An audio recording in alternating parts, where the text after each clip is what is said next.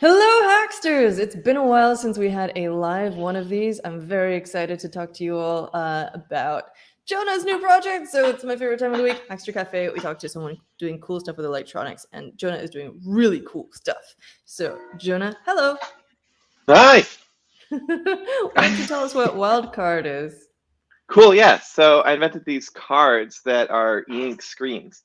So each one is like an e-ink display, and I invented them to be like a card game.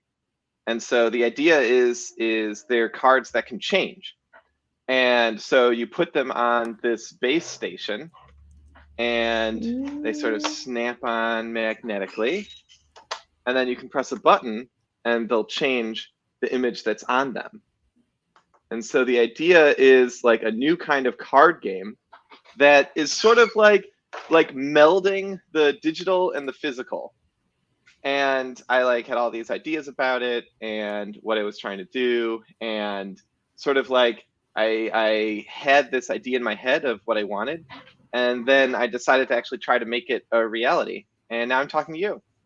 Um, Yes. And so yeah. for everyone, oh, we've got some kind of audio coming through. Pardon me for a second. Woo. I think I have another stream coming through somehow.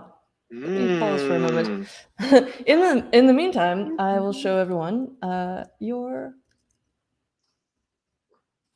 product page.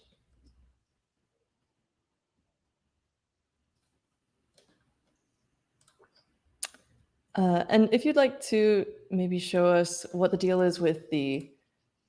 Oh, there we go. I killed the tab. Sorry. That was a... Mm. I think I must have accidentally hit a play button somewhere and it started Mm. playing a random tab. Anyway, now that we're back on track. Yes. So tell us about the art that's on these, because it's very cool. It's kind of tarot-esque and kind of Art Nouveau, but also... Okay, so like going back to basics, I was like, I guess if I could start from the beginning, it was Please. sort of, I was sitting around and I wanted to work on a new project. I was like working a corporate job and wasn't getting as much out of it as it was before when we were a startup, and had some spare time in my hands. And my projects had been like getting bigger and bigger, like throughout my life, where I would like do little small projects, because my main thing was always that I really like don't have respect for people who start projects and then don't finish them. It's okay to say that a project's finished and then change what the definition of finished is. That's fine.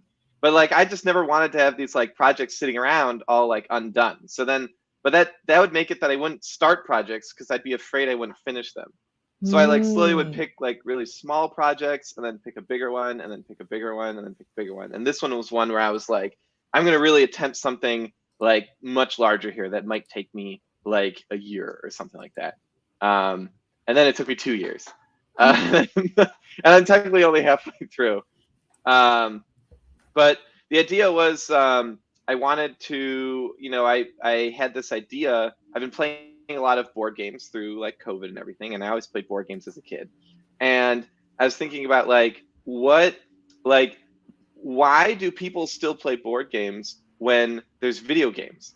Because video games can do the same things board games can do, but like way more. But obviously, board games are super fun in a way that video games aren't. And so I was thinking about that. And at the same time, I was thinking that board games are sort of, they have this ability to do simulations the same way computers do, where you're taking like a complex sort of system and you're like simplifying it down to just a few things that you're doing. And so right, you're sort of taking like a complex system, like how armies move and fight battles, or like how Yeah. pandemic spreads across the world, or like how you would terraform a planet, and then you're turning those things into just a few dice rolls and a few cards and a few things like that. So that was what so in a way, board games take a complex thing and they simplify it, but they keep it just complicated enough that you can't quite figure out in your head what's going to happen with the whole thing. And board games have these technologies, right? Like a die that you roll is a technology. It's a way of having random chance, right? Or like cards that you shuffle is a technology, or like a little do you ever play like in Trouble where you like pop the little thing that rolls Yeah, down? yeah, yeah. Yeah. But like even the idea of like a bidding system, to decide who something first, that's also technology. And all the ones for board games can be done with these simple things that are cheap. Like if you're stuck on a desert island, you could recreate most of your board games just by like scrawling stuff on sticks and stones and things like that. Mm. So I was trying to think. I was like, I think we've taken cards like really far, but also there's things that now we could do with electronics if we included them in board games. And I'm not the first person to think of that. There's all these electronics like that people added to board games, and a lot of the times they're super gimmicky. And so I was trying to figure out how can I add electronics to games in a way that felt kind of just I want to say magical, but I'm always afraid of infringing on Magic the Gathering. But like, They don't own but Magic. they don't own Magic, except yeah. So, but yeah, like I wanted something to feel like magical, like not to have complicated buttons or like not not too like not something that's hard to use, but something that's sort of intuitive, the way that like cards and dice and things like that are. So tell us about And this so, picture then. right, yeah, okay. So now this was in 2014. I was working at Sauce Labs, which is where I met you, because you were Yeah. working there at the time. Yeah, and Sauce Labs, we had all these. I was a mobile app UI testing tool developer. And but anyways, doing software for them, and we had all these phones.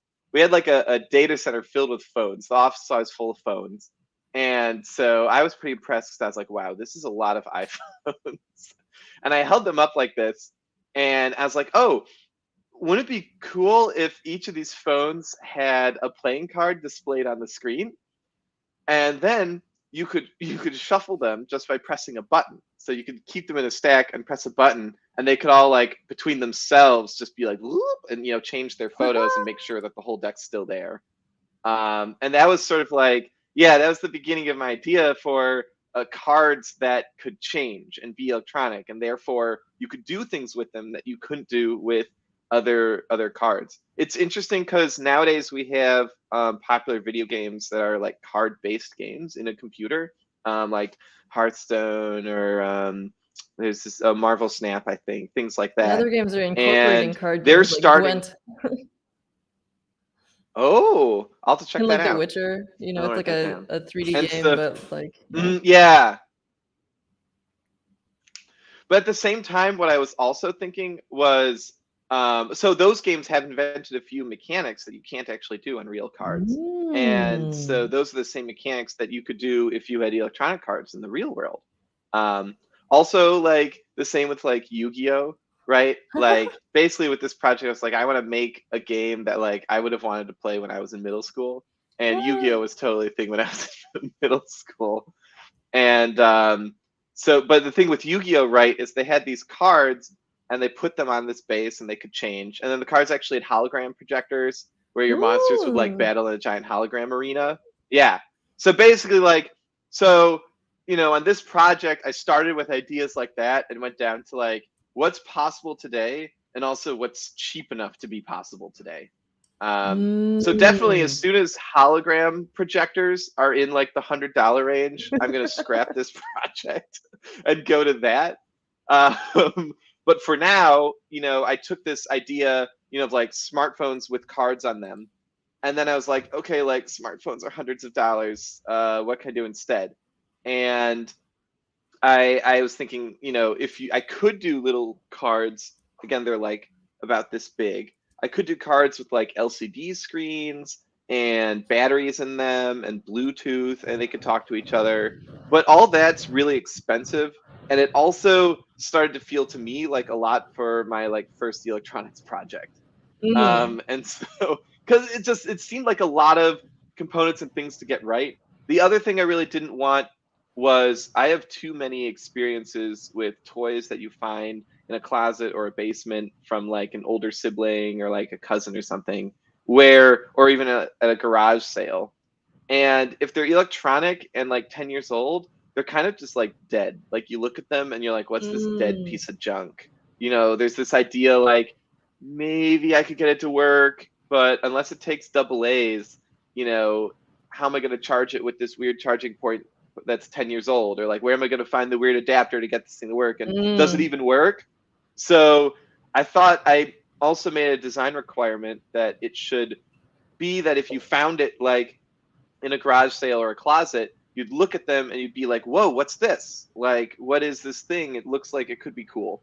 And so that's why I decided to use the e-ink, Mm. which e-ink's super cool anyways, right? Like, it Uh-huh. really seems that I hit a nerve when I sort of posted this because the internet really likes e-ink and everyone's always looking for new applications of e-ink. And for some reason, they like barely tend to happen. Um, but so these cards, you know, there's no battery in them. Oh, I can show you inside one. So Yes. originally, yeah, the new ones are like molded in resin. Mm. But my original prototypes at the time, I was working at a 3D printer company, and I was like, I should use these 3D printers um, because they're really awesome. Um, let's see. So I'm gonna pop it open. Yeah, come on. Okay. All right. So inside, so I just pulled off this like top shell, which is 3D printed. And this is, if you tried to 3D print something like this at home, you probably couldn't. This was like an industrial 3D printer with extremely good resolution, and then also like an expensive medical grade resin. You could maybe Mm. do it with a resin printer, but an FDM printer is going to be too thick to be able to get quite this tiny. You can probably find a way. And so here's the screen, and this is an e-ink screen. I bought these off Alibaba. This one's actually cracked. They're Oh. glass, which is why I need to. I like the resin ones much better than the 3D printed ones because these ones are really solid. You can drop them, break them, and stuff, or can't break them. And then inside, I've got 4 spots for magnets, and that's what holds them to the base. And then I've got this circuit board here, and it's a nice thin one. And they just connect with the ribbon like that. And the circuit board is basically the same as the reference one I got from the manufacturer. So they gave me, you can buy from them this Oh. little board. Yeah, and they were like, you know, here's the pins that connect to your controller. And then they have multiple things because they support like all the different screens that they make. But in their data sheet for the screen, they include the schematic for this. And I basically just copied it and found a way of designing circuit boards. I used the Easy EDA, which was all in the browser, and I was like, that's great. And then all I did was I added this memory chip, and I added the contacts on the back instead of these little pokey guys. Mm. So tell Hmm. us about that, because that mates with some pogo pins on the base, right? Right. So that was actually the hardest part, sort of design wise, of the whole project, because all the things I was doing had been done before, right? Like I'm buying these e-ink screens, I'm using, the little controller for the e-ink screen. Like none of that is like novel. And it's more of the idea of just separating them. The cards is being separate from the base. That was sort of the thing I did. And so getting that interaction really nice was one Mm. of the harder parts. So I ended up creating, like, I had to go through a lot of different like jigs and ideas. So I had these little test ones I made. So this is like the combination. So this is like, the dev one that the company had for their screens. And this is pretty much my final product. And so in between, I made a few where I like, added little pins so I could control it, but then also this interface. And then I had just like holes here and I could solder whatever I wanted to try different things. So I did try these pogo pins, which are super cool and they're so smooth and it feels really nice. And then I 3D printed these like bases where I sort of like had a spot for a card. You could see the card didn't fit, so this one I had to like take a chisel and like change this bevel. And then I had like an adjustable thing where I could set the height of the circuit board inside to different heights by Ah, like, because these holes are all slightly different heights. So then ah. I would like set at different heights and be like, okay, how much of the pogo pin needs to push and pull, and because each of these, all 10 of these contacts need to be on there, and so it's kind of difficult to have all of them touching. And then with the pogo pins, buying them online, there was like, each one had a height, and then how much they would push and pull, and also there's the force of them. So I needed enough Mm-hmm. magnets to sort of pull Mm. down the card to like pull it against them and depress them.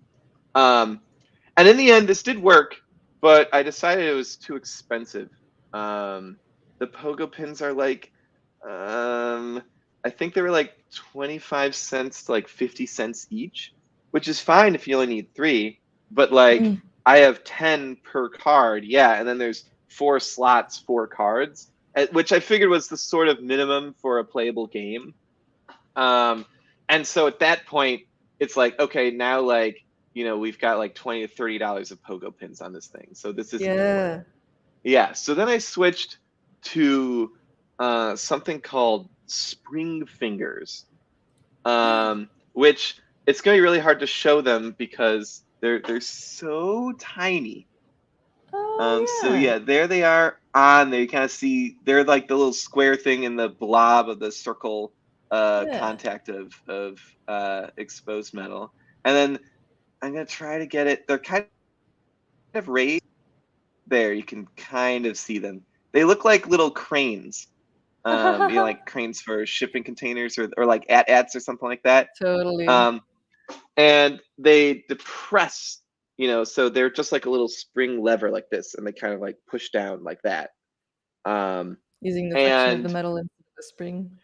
yeah, and so the whole thing conducts. They've got like little gold tips. I believe what they're actually designed for is to be the internal connections if you're making a device. So Yeah. imagine you're making like a cell phone, and you want to have like 5 different components sitting on some board, and then you like smush it all down into an enclosure. I think that's what they're designed for. So like then you can open it up and pull out these things, but they're not really meant to be this sort of like interface like I'm using them for. I don't think they were ever designed to be on the outside of something. Seems But valid though.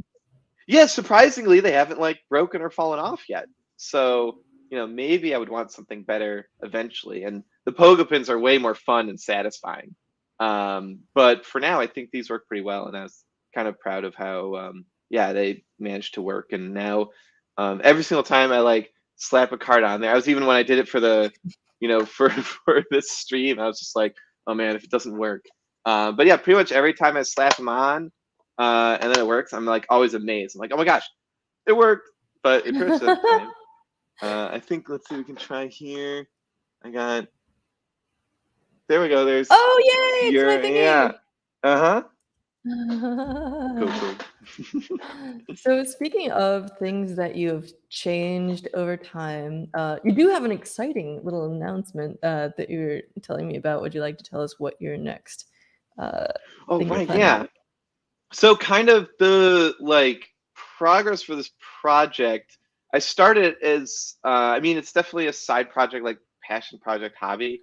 And I would explain it to people and they'd be like, like, how are you gonna make money off of that? And I'm like, well, I think if there was like a children's cartoon, like I could like as popular as Pokemon or Yu-Gi-Oh, like it could make a lot of money. Other than that, like probably none.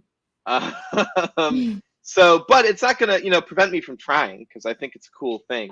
But there's, it's sort of like, you know, the next step for me now that I've built this hardware is to build a game, right? Or to build a platform for other people to build their Mm. games. And except, I'm not, I've never designed a game before, so I don't think I have quite the hubris to think I'm gonna make like a hit best-selling game on my first try. Yeah. And so but I'm still gonna try. Um Mm-hmm. but I also want to give other people the ability to make their own games. And I was Mm. gonna finish this project after I just posted online. I was gonna like, okay, it's done. I'm just gonna post nice pictures of it, put it out there, see if anyone's interested. And my main goal was to sort of inspire people to to try to change the existing paradigms of card games and board games and try something new. And maybe this could sort of it unlocks a lot of potential for different kinds of games. And so uh, what were we saying? Oh yeah, So so I posted online, yeah, and then it ended up being really popular, where everyone was really excited, and I posted to Hacker News and was voted to the top of Hacker News, and I was getting all these comments and emails, and it was like so fun that was happening. And so now I was like, okay, well, what do I do next? And so I decided to try to sort of sell like these as like dev kits, where it's enough that you should be able to make some kind of game with them, and with an open SDK, and I'll help people program who can't program them and stuff like that. And so I was trying to sell a few to like friends and family and stuff like that. But then I got in contact with a website called crowdsupply.com, oh and it sounds yeah, like they're like, yeah, oh, you've heard of them? It sounds like oh they're yeah. like Kickstarter. Oh, I hadn't heard of them. They're good uh, friends of ours. uh, They're awesome people. oh, cool. Oh, sweet. Yeah, yeah. So I'm currently talking to them and seeing if I could sell a Wyldcard dev kit on Crowd Supply, and it'll be open source hardware as well. And then people will be able, I'll help people who need any extra help in programming it to try to make their own games. So that's Oh, gonna come cool. up. Yeah, hopefully, I don't know, in the next like 5 to 6 months, I'm gonna try to put that all together. So keep an eye Nice. out. Yeah. Oh, that's so exciting. There's so many questions I have for you about that progress, and the process of getting it ready. So you're sort of going from one to many in this case, or one, maybe one to two, then two to many or something. So you've already moved from pogo pins to the little spring contacts that Mhm. I've definitely seen those in like watches and stuff too. Okay. Um, Yeah. yeah, yeah, yeah. But you're right. I've never seen them as like an external interface, which is interesting. Um, Except, you know what? I see it in camera batteries. Inside of the camera, Right. it's still kind of inside though in the battery port. Yeah, it's still But kind yeah, of yeah. is there what else are you changing? Because you've got a very large PCB on there. Is that a cost factor for you or Oh no? yeah. So yeah, the whole time. So the kind of thing I mentioned before when we had that picture, I worked, at Sauce Labs as a like mobile app testing developer, and my career is mostly software development. But in my last job, I applied. I mentioned I worked at a 3D printer company, and Mhm. there it was the first time I'd worked on a hardware project. The reason they hired me was because it was an IoT printer, right? So there was also tons of web backend and web front end and stuff like that. That is, was my main area of expertise. And I've always done like projects, like I do a lot of woodworking and stuff like that. And so, yeah, so the startup was Origin, and then later that was bought by Stratasys, which is one of the two main 3D printer companies. Um, and so I was working on a team, and there were like engineers in the office, not just software engineers, but like people who touched real things. And I was like, this is Mm. awesome. Like there's tools everywhere. Everyone knows so much about how to make things. And I found out that it's not like magical, right? Like you can do it, right? Like the stuff that they were doing, the same, sort of rules I had in my own like woodworking shop applied the same to, a commercial shop, except just everything was on a grander scale, or they had higher quality equipment, and everyone was so knowledgeable. But then seeing everyone, how they worked on the electronics, how they worked on the firmware, how they worked on the mechanical aspects, I was like, oh, like this is the same as a lot of the processes I use for software engineering. Like the thought processes are the same. And a lot of it was just kind of like a few tips and tricks of like, here's the supplier, here's what you do. And then, a lot of it was just kind of getting over that idea of like, this isn't the thing that I do, and just being like, I'm just going to try it. And it turns out a lot of times, like you're not that wrong. Like, sure, like, the electrical engineer I worked with, if they saw the diagrams for my circuit boards, would kind of like, get a bad taste in their mouth. But I mean, also, same like, probably. yeah, but it's fine. Like, it's not like, that would be the stuff you get, after working for dozens of years in the industry, or I mean, a dozen's probably fine, but it's good enough that we have the tools nowadays to sort of help you with these things, and it's sort of the mindset. And so what I did with this project was, because I've done software for so many years, I'm always thinking about how am I going to scale this thing. And although I didn't think that I would be selling like millions of these cards, and knew that probably I was going to come out with it and then probably set it down after a blog post or making a few, I still wanted it to be a thing that could potentially scale. Because if the whole thing was like carefully crafted out of high end of components and clearly cost $1,000, then I would never be able to convince someone that everyone could have one, or that more people could use it, or that it could become a bigger thing. It sort of like limits people's imagination maybe. But so I tried to always think of like, how am I going to get this cheap enough that I got it to a price where I'm like, hey, look, it's pricey but doable, and probably if you scaled this, you could hire a few professionals to really get it cheaper by like scaling down the components. So the e-ink screens are the most expensive part, and that's kind of the limiting factor. But then I tried to also, out of like cheapness and laziness, try to make it so that once I had this thing, if I wanted to make more, I can just go like, boop, here's more. And it kind of worked that way, where these are the only two plinths that exist now, and the cards I have like 20. But now that when I started like talking to Crowd Supply, I was like, yeah, I can make 100 of these. I probably only need to change one or two things, but otherwise it's kind of good to go. And I credit a lot of that to the amazing tools that exist for individual makers nowadays, where like all of these PCBs, I can just like move a little slider and go and like order as many as I want, right? And I don't have to do anything. It's really cool. I do love that. Yeah, it's so neat. I really wish like more things were like that, but we're kind of getting there. So yeah, when it comes to scaling things, I did make thoughts of how to make things cheap. What I liked, I was thinking, I was like, these PCBs are great, and there's this interesting thing where they're pretty cheap, and if I change them, they cost the same. So like if I add more contacts, or like the silk screening is on there. Once you're silk screening the little labels for things, then any other design is free, right? And so the new cards, so these original ones with the 3D printed ones, I 3D print them like this, and so the contacts are these holes, so the spring fingers have to like poke through, and all the 3D printed ones, they're kind of flexible, and so sometimes they bubble a little here, and the contacts don't fit so well. And I was like, man, I need a really flat surface here. And I was like, flat, stiff surface, that's a PCB. So now the base of my resin molded ones just are a PCB, right? And the same thing I was thinking when I had these original, like the sort of slots for the cards to sit in. And I was like, okay, I could make this as a box, and I'm going to need like a top plate.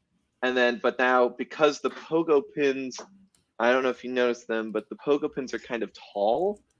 And so that means that since I only want this little pip to be, protruding, I have to locate the circuit board under there.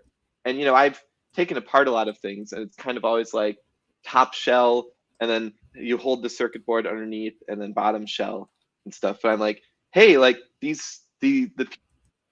PCs are they're nice, they're thick, you can print on them, you can put things directly on them, and so the entire like top of the plinth just is a PCB, and that's I glued these magnets to the back of it to hold the cards, and everything else, the only thing is that I added like a little strip of like rubber here to sort of lift the cards up a little, and then that's it. And so I'm like, oh, now I have a box. I had to make a box some kind anyways. Now the entire top is a PCB, and I don't have to like figure out how to locate it like hovering underneath some other top plate or something like that.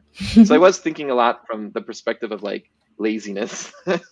and it is very beautiful that way, which I think is I mean, that's good engineering, honestly. You want it to be lazy and cheap because you want it to be low effort and affordable, right?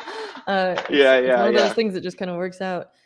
We have someone asking about the dimensions of the screens, and you actually have a little guide that you published for people who want to design for these cards. So Oh you can yeah. go click over to the design tab here, and you'll find the design boards slideshow, which includes all this kind of info. And thanks to my sister for putting together the slideshow. Oh, nice.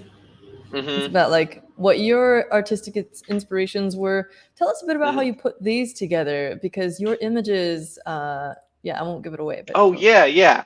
So, well, first of all, just the person asked about the dimensions. I can get into that a little bit. go for it. On that thing we have the pixel size, which I think is 128 by 296, which Hmm. is not a lot if you're thinking about like a screen. For your phone, it'd be like, ugh. But surprisingly, because it's e-ink, they're kind of more organic. They're not broken up into distinct pixels. Trying to find you a good example here, but I will use the one of your project here. So even though it's not that many pixels, it doesn't come up with that sort of pixelated feel.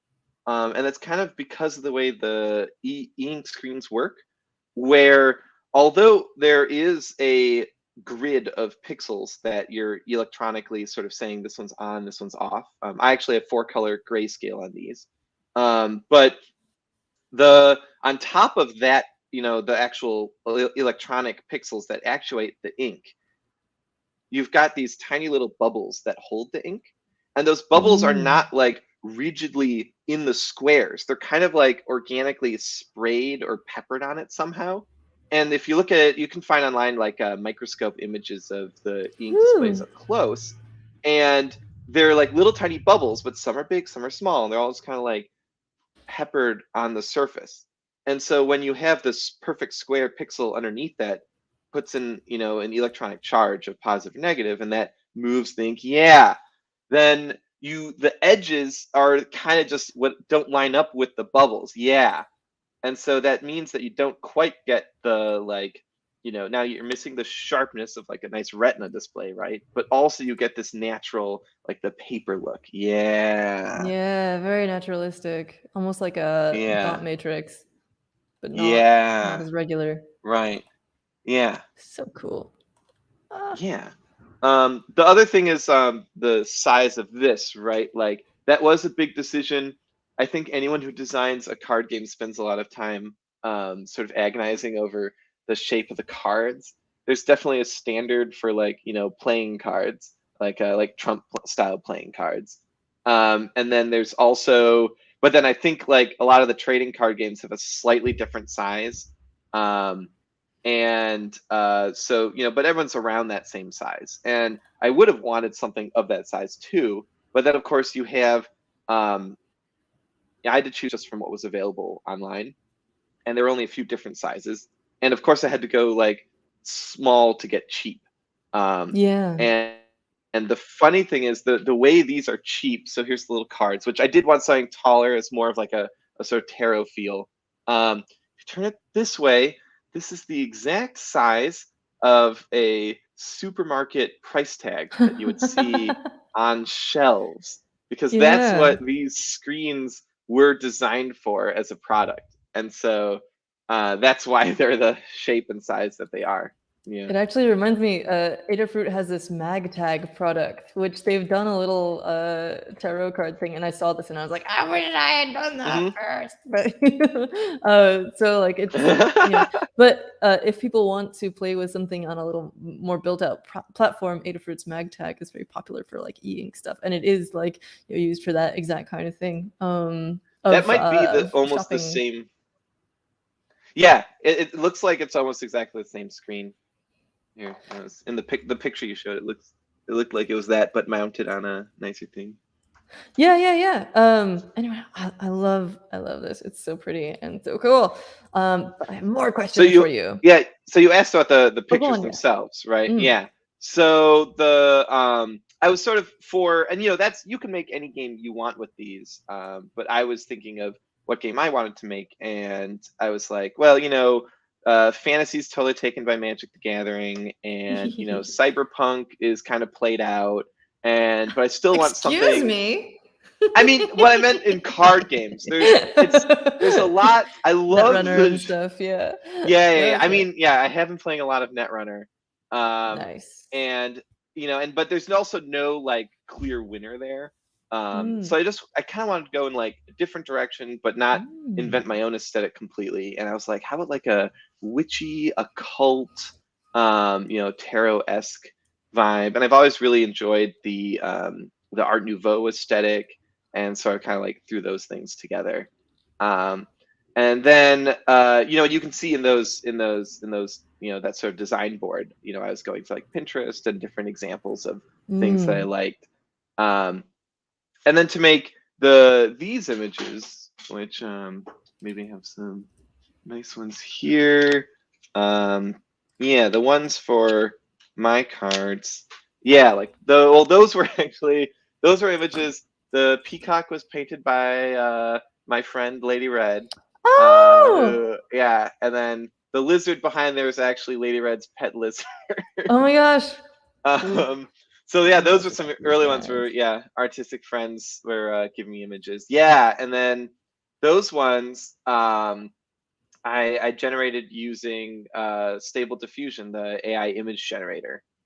And so I put together one of those things because I was looking at I was actually hounding a few artist relatives I was like, hey, I'll pay you to make me cool art for my card game. But I guess they were too busy with other projects. Understandable. And so I was like, well, I don't have a game yet, and I'm almost out of money. So at the same time, I've been playing around with Stable Diffusion and these sort of AI image generators. And so I just started playing around with those as a separate side project. And I learned how to make the prompts, and I was like, okay, cool, like give me some occulty, tarot, Art Nouveau, and gave it a few more things like that, and it just started popping these out. Of course, I ask it for like 30, and then one of them's cool, and I take that one. But yeah, it was neat. And so these pictures are a bit more janky because they're just ones that I took on a restaurant table. But yours are very, very beautiful. Like that is just gorgeous. But tell me about this mode.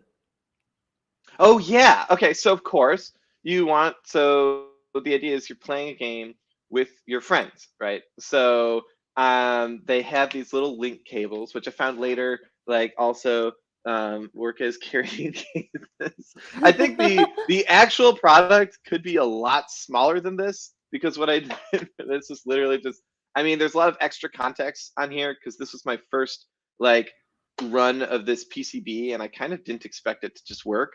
So I was like, okay, if this doesn't work, like these are all extra places for me to solder stuff on to try to figure out what's going on. And then inside is just like a battery for like a cell phone and a Raspberry Pi. And so I did, that was one of the largest parts of this project. One of the reasons it took so long was I was like, oh, I want to do embedded programming for this, so I'll learn Rust. So I had to learn Rust, and I was looking at doing it on a more like embedded system. But then I had like a cross compilation thing where it could like compile the Rust to run on Raspberry Pi or to run on like an embedded microcontroller. And I was like, okay, so for the final product, obviously it's way too expensive to throw a Raspberry Pi in there when you can just have a little microcontroller. But then the Raspberry Pi was just so convenient for iteration, because I have them. It connects automatically to Wi-Fi in my house, and then I can use the VS Code remote session. So I can be on my laptop here and open with VS Code, the editor I use, and it'll be editing all the code files on the Pi live. But to me, it just feels like a regular editor where I got all the regular tools I would use. Yeah. And so it's just so easy that like, then I just click a button and it would run like directly on the thing next to my desk. And doesn't even have to be like tethered to me. I can like take it across the room and still play with it. And I can get that feedback loop right away. Versus if I was doing it in the more traditional embedded way, where I'd be like writing a bunch of Rust or C code, and then I have to like load it onto the microcontroller and wait for that to happen, and then run it. And then if it doesn't work, now I have to debug it in some complicated ways. And so I ended up like kind of going in that direction, and then eventually at some point I lost the ability to like easily. I like made a few decisions where I'm like, okay, now I can't just automatically run this on a microcontroller anymore, because I decided to like use like the file system, or I decided to use like timers or an event loop or something. So I'm like, well, when I want to make it cheaper, I can go back to that. But then I just started going more and more into it. And I'm like, well, at this point, why am I using Rust? I could have used JavaScript the whole time, which I'm way more comfortable in, and like saved like, like a couple months. Yeah, but you got to learn some cool stuff. I did. Yeah, it was really great. It was very frustrating to learn something new. When I guess I hadn't learned anything so different new in a while. And so I was like, it was frustrating to be so bad at something. And at first I was hating it, and kind of pushing myself through it. And I'm like, well, the reason you hate it is you don't understand it. And then I finally like started learning more about it and getting more proficient in it. And now I've reached a point where I decided that it's okay for me to hate it, because now I know it enough. Yeah, and I'm like, you know what? Like, this isn't my favorite tool to use, but I'll use it when it's the right tool for the job. But for me personally, I think the reason I was using JavaScript for so long was it really clicked with my head. And so, it wasn't, at a certain point, you're like, maybe I don't like this tool because I don't understand or not proficient in it. But at a certain point, I think you can say like, you know what? I tried this and I don't like it, and I'm going to use it when I have to. And I like it better than I still like Rust way better than C and C++. But I think I'm gonna try to stick to JavaScript land if I have a choice. I have one question to ask you. We've actually got a few questions from our audience about different options, and one I have for you is that you've got a full-size Pi in there, and I know that those are much more expensive. There's much less expensive. All of them are kind of unobtainium right now, but there are like the Raspberry Pi Zeros, and I wonder if those would like do the trick for you, like the Raspberry Pi Zero W or Zero 2W. Yep, I've got the reason I was using such a beefy Pi is I lucked out majorly, and I bought like the Raspberry Pi 4 like right in December of 20 whatever year that was before 19. The world ended. Yeah. The last functional year we had. Yeah. So I totally lucked out, and I just had that that Raspberry Pi. By the way, if anybody, they did say that they're supposed to have stock again in Q2 and Q3 of this year. So that whole thing, we might finally get back to having Pis. Yeah. Also, a trick I learned is if you really need a Raspberry Pi for a project, try asking people who do electronics projects if they have a spare one. Because a lot of people do, but they're like, they don't want to sell them even though they're worth so much, because they're like, well, what if I need it for a project? But if you're friends with them and you're like, I'm doing this cool project, all I need is a Raspberry Pi, oftentimes they'll be like, oh, you can borrow mine. Legit. And so the person I'm looking for here, people asking about the Pis, I actually have a Raspberry Pi Zero sitting somewhere on my desk. And that's what I'm working on right now, of porting everything to. And it should work just fine. Yeah, because my actual application takes almost no processing power. Like I said, the whole thing could run on a tiny little microcontroller, but I'm just like, the Pi is so convenient for me for the development. And so if I'm providing this as a dev kit, I kind of want to bring that convenience to everyone as well. So I'm thinking the crowd supply version will have Raspberry Pi Zero in it, and the SDK will be in JavaScript or Rust if you want to do like the full embedded stuff. If you want to be wrong, apparently. No, it's not wrong. Not wrong. That's what I'm saying is it's a preference. With the hardware stuff, kind of with everything, you have to get. I used to not, I always liked seeing how things are made and taking things apart. And there are so many things in my life where I always felt like I could never attempt to make them, because like I look at a tool and I'm like, wow, people have had these for, humans have had chairs for thousands of years. So somewhere there's this like guild of chair makers that have passed down the expertise of making the perfect chair for hundreds of years or thousands. And if I attempted to make a chair, then I'd probably do something wrong and it would just not be comfortable or like immediately cause you to break your back. And it turns out this is not the case. Just go and make stuff. Like a And if rock you, can be a chair. You can sit on rocks. yeah, Like right, you that. can make like a stool, and sure you can find some like, old like Japanese person who like, makes these chairs the way their great grandfather did, but is perfected over generations. But also like there's like, that diminishing returns curve of like, sure, their thing is this beautiful work of art, but if you go and you make a chair and you sit in it and then you decide it's okay, and then you read a single book about how to make chairs and then make another one, that chair is going to be like 90% as good as any chair you've ever sat in, and maybe better. It turns out like I For always you, thought yeah. like there was this optimization of like making things perfect, and designers do like study, but also like each person spends kind of one lifetime making a thing, and the next generation often has to rethink it a lot. It turns out we're always rethinking our designs for like so much stuff, and Mm. so it was just my, I guess, encouragement to people would be like, just try it, and Mm. you're not going to be that wrong. And if someone tells you you're wrong, then you can decide like, okay, well, I'll change it or I won't. I think you Yeah, made there's a no. beautiful thing out of my Yeah. offhand joke there. Um, I do not actually think that, just because everyone's got their own preferences and, my butt's a different shape than somebody else's and, my height Yeah. is different from somebody else's and stuff. Yeah. I care about different stuff. I sit on a yoga ball. So just for anyone who doesn't know, there's rpilocator.com if you are still stuck trying to find one for your project. Just wanted to throw that in there. And if you wait, they said if you wait like, until like, I don't know, May, June, July this year, they're supposed to start coming out. And they said that they'll have supply for like hundreds of Oh, thousands and have tons of yeah. them. Yeah. And they're starting with the zeros and then they're doing, I think, the threes and fours. Nice.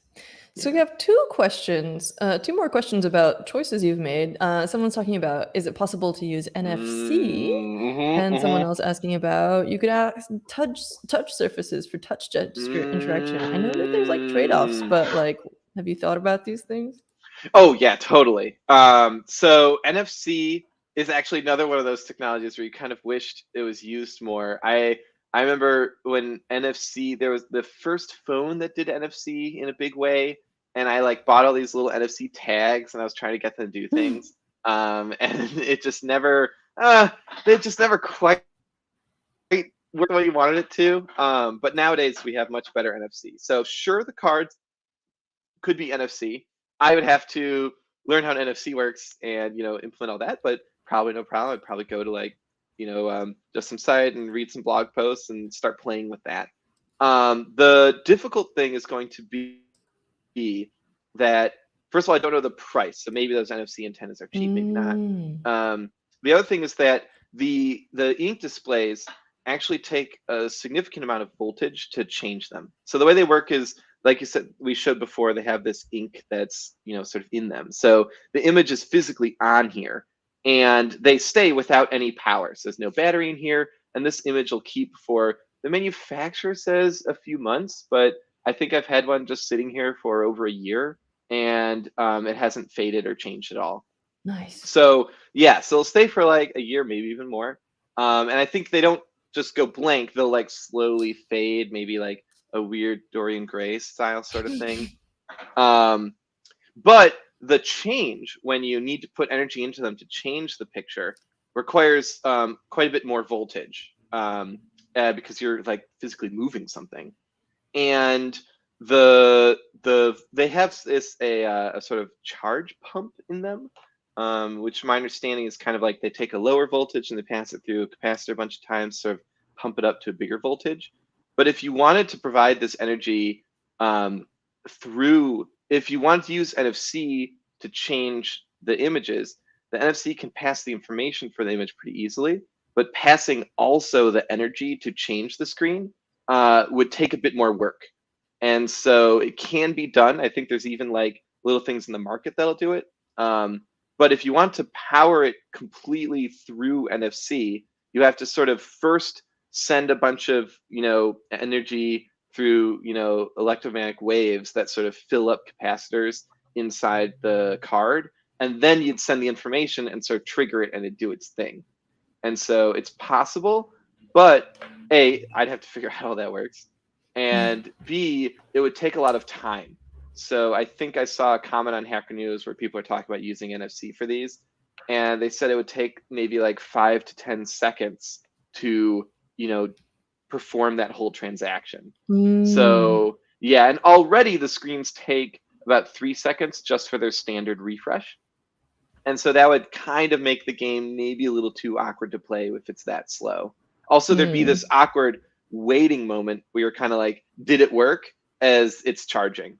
And so that's why I'm not doing NFC now, but in the future, maybe. Makes me think you could also like embed these little. Have you seen these little fingernail stickers that have little No, NFC powered LEDs on them? cool. You can stick them to your phone or What? whatever. Yeah. Whoa. And then as soon as they get close to a power source, they light up. It's like a little What? self-contained. Yeah. So cool. People do really cool manicures with You these. could do, oh, neat. Anyway. Whoa, it's like shining through the flower. Yeah, it's so cool. Cool. Huh. Wheels turning. Yeah. The main thing though is someone kind of recommended to me, they're like, you have your hardware, because the thing right now is I have the hardware and the next step is kind of make a game. And I could keep iterating on the hardware, but I'd kind of rather stick with this hardware and make a game than, continue iterating on the hardware to, support theoretical future games, So I think at this point I'm ready to sort of, take this design and maybe change it for manufacturability and maybe for price. But other than that, I think we're going to keep the feature set until we start seeing like which parts of them are fun to interact with and which aren't. Because yeah. So that, I think, what was the other question? Touch surfaces from Chip Scribbles. Right. Now that's a good idea, because the current ones for interaction have these little buttons. So touch surfaces might be better for that there. I feel like you can put it on the main PCB. The plinth. Yeah, you could just have them right on the plinth. Or maybe even on the cards. It is a funny thing. The first prototype card I ever made, and I like proudly showed it to someone, they were like, cool. And they're like trying to use it like a touchscreen. I'm like, oh, sorry. Kindles have trained us all to think that e-ink is touch. Yeah, that would be super cool.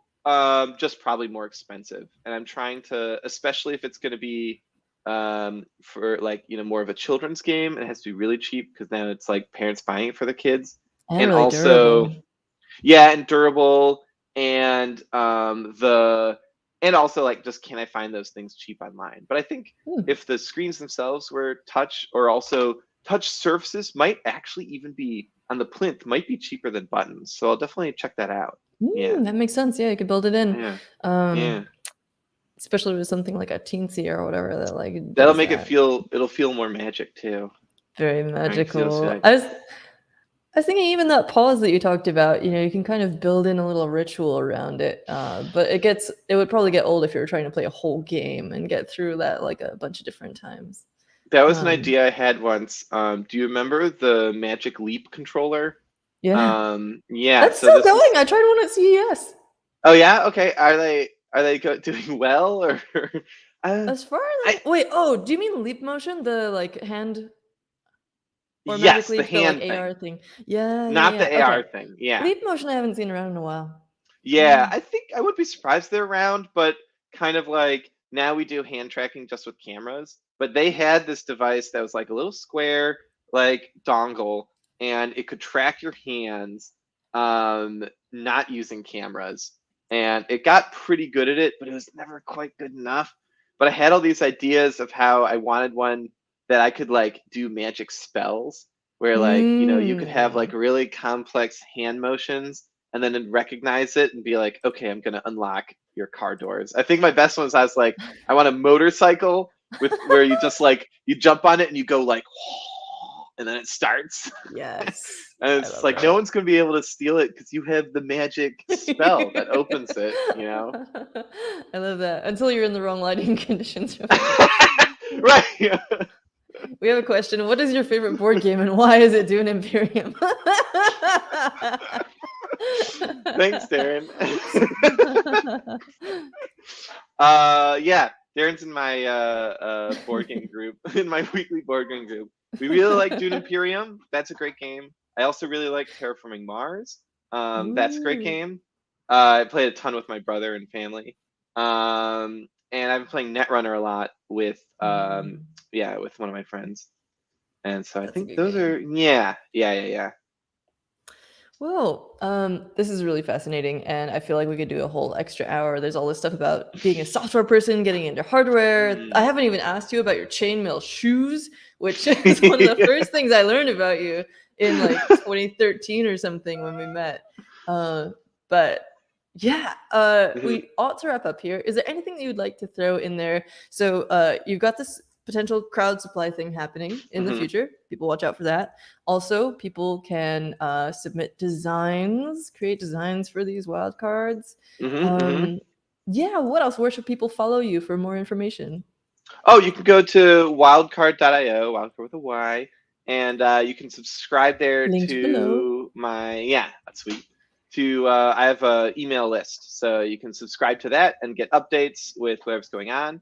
You can also just email me, jonah@wyldcard.io, and if you have an idea, you want to chat, you want to try to get your hands on one of these, or you have an idea for a game or anything like that. That was one of the things I also learned from this project, which was that you can just reach out to people, and sometimes they'll answer, and a lot of times they'll want to talk to you, and you can meet interesting people. And a lot of the times you see people on the other side of the screen, or on the internet and stuff, and you're like, well, that person's all famous and stuff, but I don't know, like I'm not famous and I have a lot of free time, so you can just reach out, and sometimes you can make good connections, and you'll be surprised at who you can talk to if you've got an interesting idea.